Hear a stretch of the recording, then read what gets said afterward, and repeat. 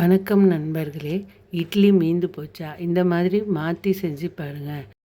அதுக்கு முன்னாடி புஷ்பா ஆரோக்கிய சமையல் சேனலை சப்ஸ்கிரைப் பண்ணிக்கோங்க.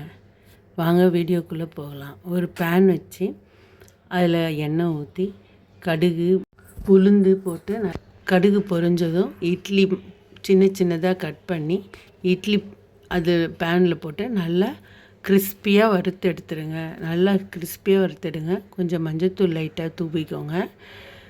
நல்லா 2 பக்கமும் திருப்பி திருப்பி போட்டு உருளைக்கிழங்கு வறுக்கிற மாதிரி நல்லா வறுத்துருங்க. இந்த மாதிரி மொறுமொறுன்னு ஆகணும்.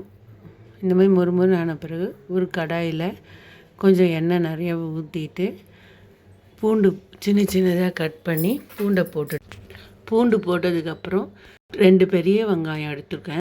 பெரிய வெங்காயம் நல்லா நீல வாக்கில் கட் பண்ணி போட்டு நல்லா வதக்குங்க.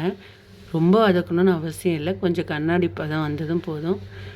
2 தக்காளி அதையும் நல்லா மிக்ஸ் பண்ணிவிடுங்க. மிக்ஸ் பண்ணிட்டதுக்கப்புறம் குடமிளகா 2 குடமிளகா கட் பண்ணி இட்லிக்கு ஏற்ற மாதிரி போட்டுங்க. நான் 4 இட்லி தான் எடுத்திருக்கேன். அதனால் பாதி குடமிளகா தான் எடுத்திருக்கேன். குடமிளகா போட்டு நல்லா வதக்கி விட்டுடுங்க. வதக்கினதுக்கப்புறம் கொஞ்சம் உப்பு கம்மியாக போடுங்க. ஏன்னா இட்லியில் உப்பு இருக்கும்.